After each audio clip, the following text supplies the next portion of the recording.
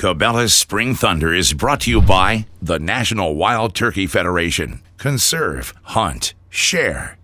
And Cabelas, it's in your nature. Welcome to Cabelas Spring Thunder. As you can see, it's still winter here in the Midwest. We got a bunch of snow here just a few days ago, but that's not stopping John and I from coming out and scouting one of our properties that we plan to hunt this spring. This is a spot where Kurt Mick and myself started hunting back in 2012. It's actually his family farm. And when we first started hunting here, we'd never scouted it, didn't really know where the birds like to roost, came in, had a few bad setups, and needless to say, we walked back to the truck without a long beard. But last year was a different story. And the reason being is because we knew how the terrain laid, we knew where the turkeys like to roost and where they like to spend most of their time during the day. I'm going to take you through that entire process on today's show of how to scout a new property for turkey season. But first, we're going to head down to Mexico and join Jay Scott on a handful of Goulds turkey hunts that'll help you get fired up for the season. And I'll chime in every once in a while, offering a few tips and tactics that might just help you bag a bird this spring.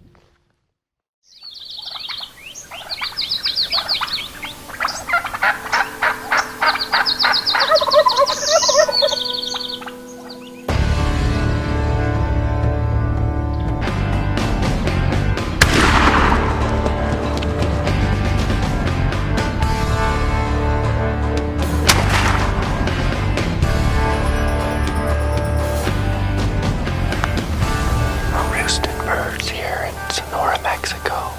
This is our first stop.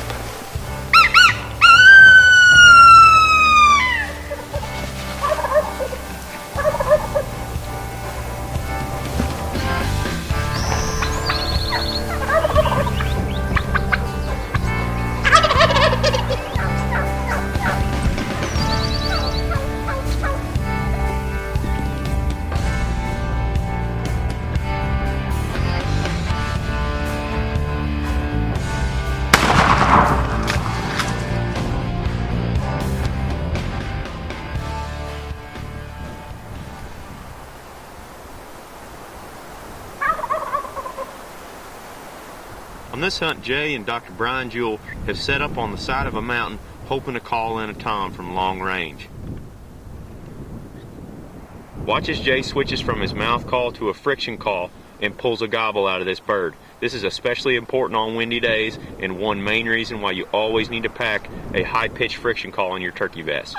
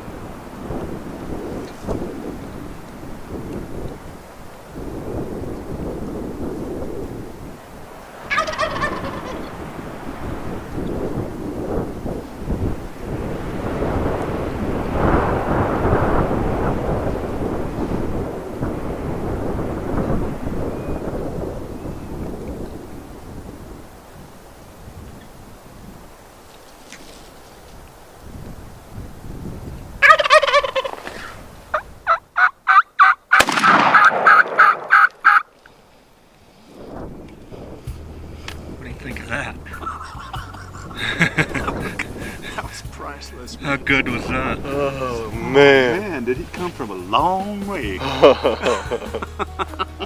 We heard this bird way down in the bottom. Was calling back and forth for a long time. I heard some hens over here. He came down and strutted on this ridge right over here. He finally came all the way up to us, and Brian put him down. Just a beautiful Mexico Goulds gobbler. I'll say. Congrats, man. That was awesome. That hunt with Jay and Brian is a perfect example of how terrain can influence a turkey's path into your setup. And that's going to lead me right into our first tip while scouting this property. This is the Mick Farm that I was referring to in our opening interview, and it's a spot that we've hunted for the last couple years. But Kurt and I made the mistake the first year of coming in here and hunting blind without knowing how the land laid. We heard a gobbler, went in, got set up. He ended up flanking around the head of one of these big ditches, coming in behind us, and we weren't able to get a shot at him. Since that botched hunt, we've walked the entire property. Now we know how the terrain lays, and as you can see, we've got a really steep bluff behind me. It's going to be a spot where a turkey is not going to want to cross.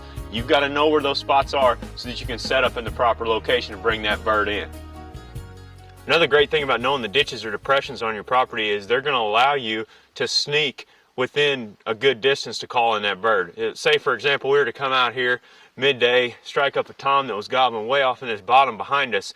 You wouldn't want to walk across these big high ridges to get down in there and get close to him to call him in. You would actually get in one of these ditches or one of these depressions and walk down there so that you could get set up on that bird without being detected. So always keep that in mind. These ditches can hang up a bird if you're trying to call one across them, but they can also really help you move on a bird to get set up in the closest possible position. Right now at Cabelas, they've got some great sales on run and gun turkey products, and I've got a couple of them with us today. This is the Tactical Tater kickstand vest. They're awesome. You can set up anywhere without a tree and have that good back support. We've also got the Cabelas Accelerator rubber boots. This pair looks kind of dirty, and that's because I've been wearing them for the last year whitetail and turkey hunting. I absolutely love these boots. They're bulletproof, an all-around boot for any time of the year, and right now you can get them at Cabelas and get $40 Cabelas bucks back to go towards your next purchase. So click on the link in the corner of our screen, go check out some of these sales, or go over to Cabelas.com.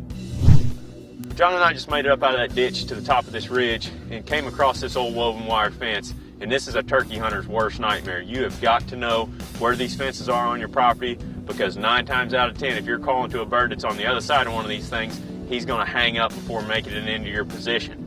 Last year on Kurt's first successful hunt, we heard a gobbler sound off over here to the west on the other side of this fence, and we've got permission to be on that side, but we heard him over there, and before ever even touching a call, we made sure to cross over this fence, get on the same side with him, and fine-tune our position before setting up and eventually calling in that bird and killing him.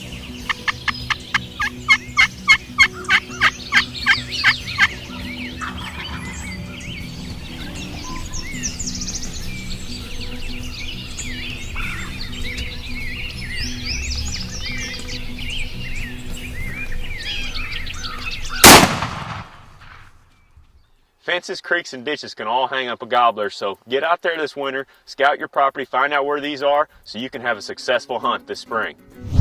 We get a lot of questions on the website about what kind of camera gear we use to film our turkey hunts. And today I'm going to run through the basics of what you need to film a good hunt. The first is a good tripod, a fluid head, and some kind of zoom remote. That's going to help you from having to reach up to the camera and control that zoom and focus. And if you look at these setups, they both have shotgun microphones. That's going to capture that good quality audio that you want when you're filming a hunt. Another thing we like to use are these GoPro cameras. These are versatile point of view cameras. You can put them in your decoys or do anything else with them really. And we never forget our camouflage drape. We put this over our tripod. It conceals the cameraman and all that camera gear and keeps it hidden from those turkeys. Here on my left I got a Sony PMW 200. This is a more professional setup. Over my shoulder I have a Canon G10 with a lightweight tripod and fluid head. This is going to be great for guys that are just starting out or want a little bit more of a lightweight setup. So I hope these tips helped you out. If you're looking to film your hunts this spring, good luck in the field. That's going to wrap it up for this week's episode of Cabelas Spring Thunder. Be sure to come back and join us next Monday for the next show. And if you're not already a member or you need to renew your membership with the National Wild Turkey Federation, please click on the link in the corner of our screen, go over to their page, and become one. But thanks once again for joining us. We'll see you next Monday for another episode of Cabelas Spring Thunder.